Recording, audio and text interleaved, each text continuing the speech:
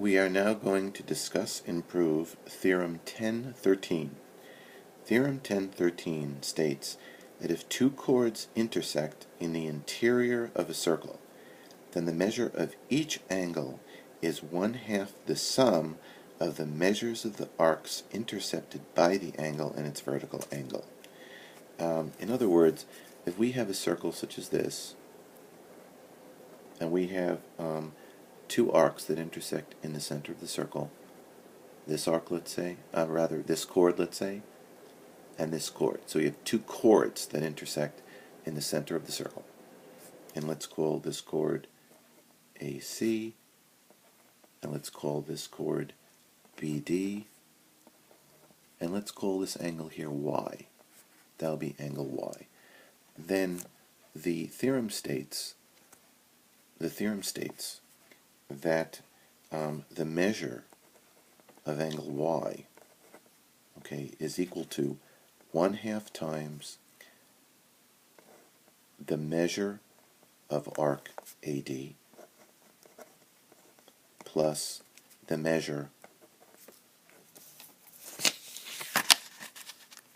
of arc BC.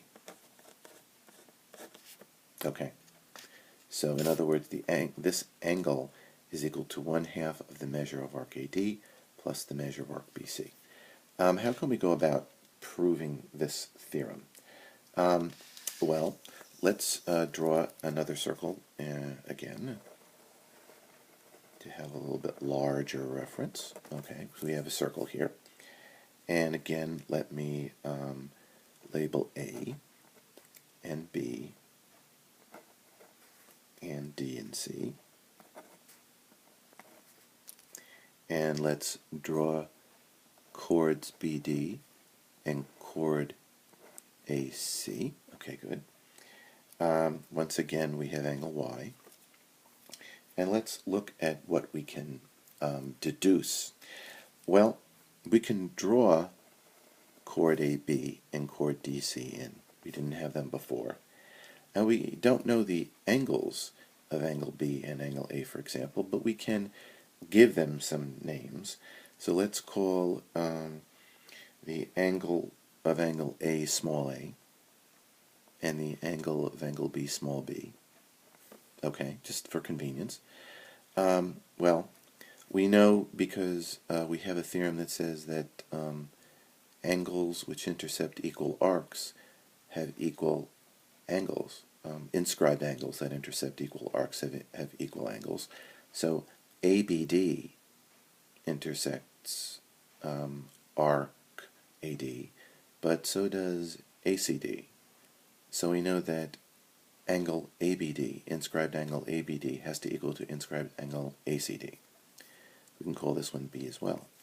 And similarly, angle BAC is an inscribed angle that intercepts arc BC, just as BDC is an inscribed angle that intercepts the same arc. So therefore, BDC must also have an angle of measurement A. Well, that's sort of interesting, but so what? What exactly does that tell us at this point? Well, we don't know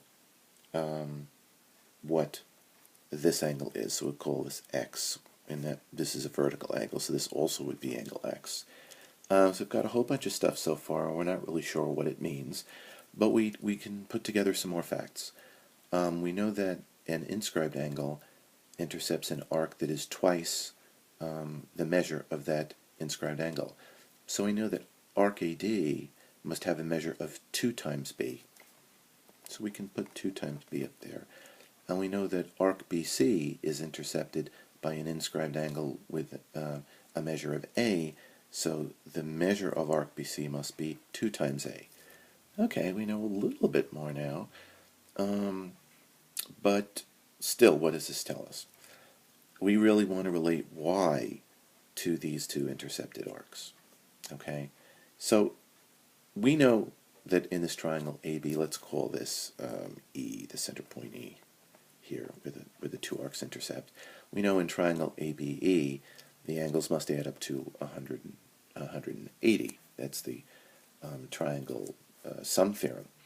So we know that a plus b plus x, for example, is equal to 180 degrees. Well, we can sort of solve for x in this. We can then say that x equals, we can subtract a and b from both sides to get x equals 180 minus a minus b. Let's try to bring that into a little bit more focus here. Okay, all I've done is I've subtracted b from both sides, eliminating the b on the left and doing a negative b on the right, and then subtracted a from both sides, having subtracted a on the right.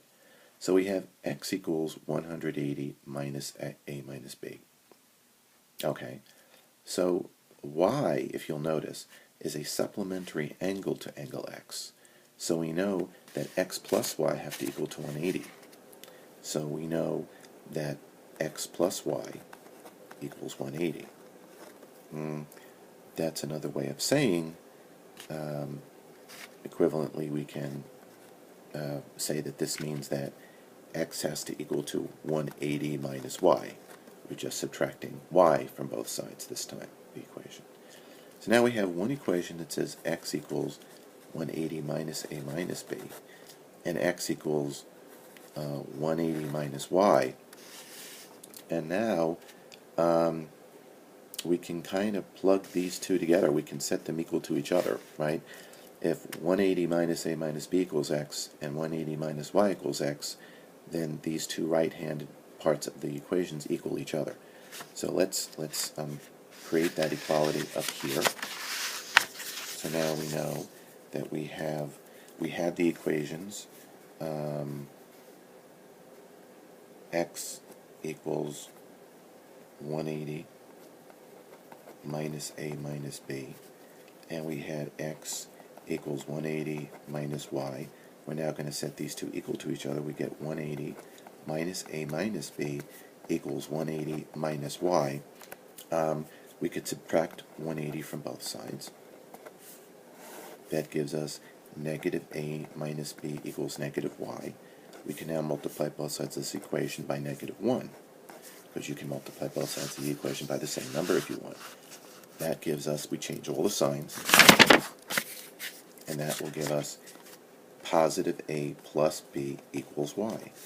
So now somehow we have discovered what y is equal to. Y is equal to a plus b. Why don't we go back to our original diagram?